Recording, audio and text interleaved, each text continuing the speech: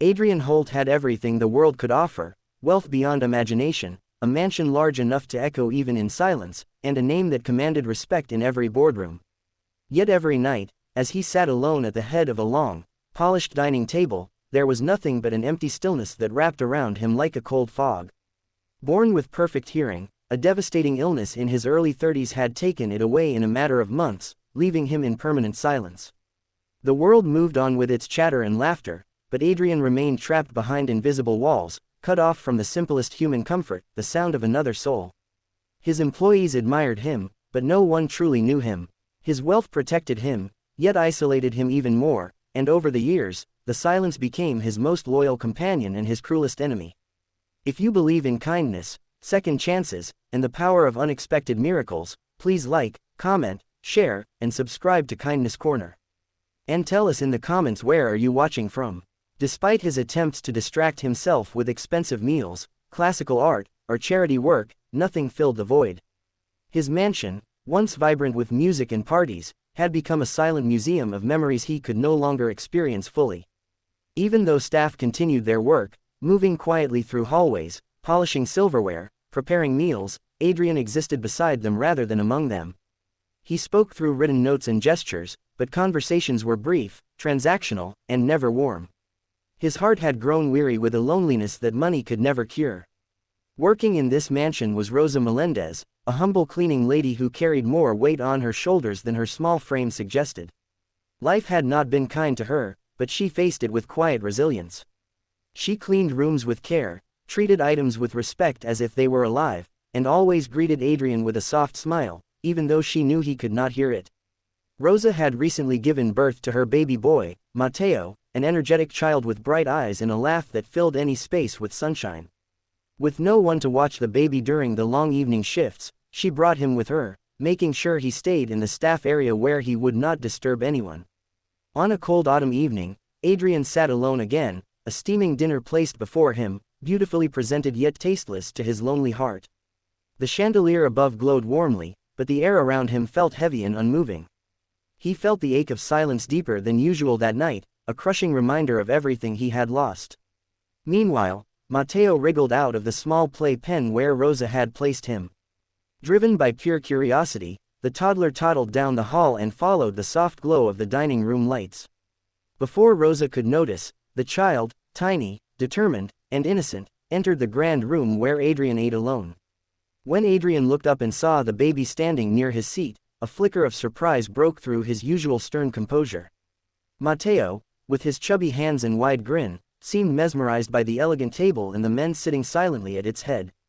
Adrian felt torn between confusion and a strange warmth he hadn't felt in years. Rosa rushed in moments later, horrified and apologizing with frantic gestures, trying to carry Mateo away. But something unexpected happened. The baby resisted, reaching out toward Adrian with a joyful squeal. Though Adrian could not hear it, he felt the vibration of the sound in the air, something he wasn't used to noticing anymore. For the first time in years, a genuine smile tugged at Adrian's lips.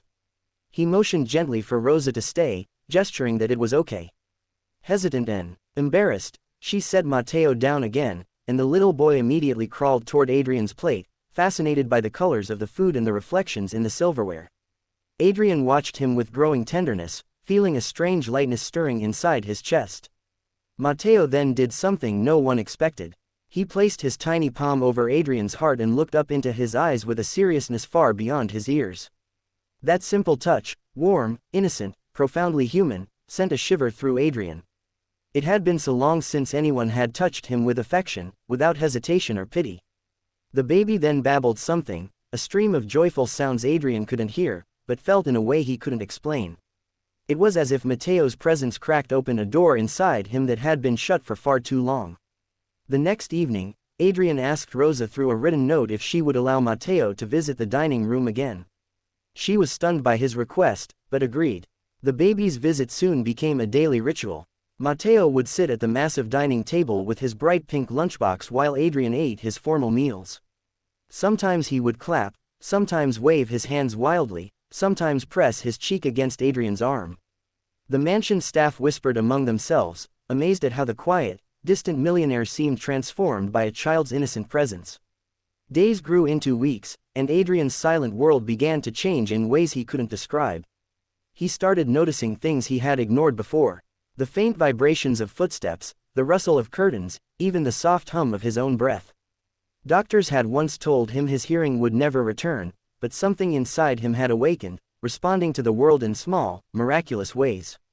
He wasn't hearing exactly, but he was feeling life again, connecting to it, embracing it. One evening, while Rosa cleared the table, Matteo stood on Adrian's lap and pressed his small ear against Adrian's chest, giggling at the rhythmic thump he discovered. Adrian felt the vibrations of that giggle deep within him. So powerful, so alive, so full of everything he thought he had lost forever.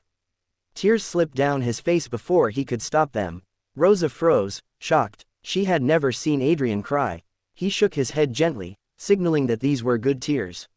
As Matteo's visits continued, Adrian began learning to communicate with him through gestures, expressions, and touch. The mansion was no longer silent. Not truly. It echoed with life, warmth, and a joy that transcended sound itself. Rosa noticed Adrian's growing attachment and worried he might be lonely in a way she could never fully understand.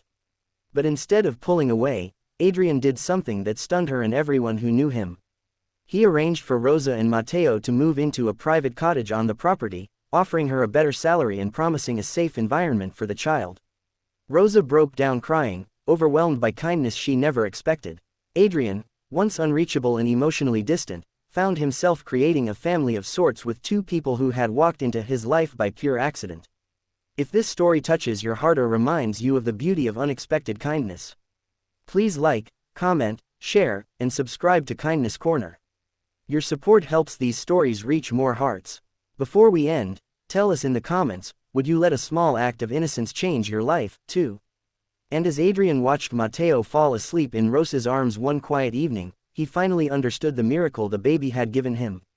It wasn't the faint return of sensation or the cracks in his lonely silence. It was the rediscovery of connection, of love, of feeling alive again. What the world saw as unthinkable was simply a moment of pure, unfiltered humanity. And in that moment, Adrian realized he no longer dined alone because his heart was no longer alone.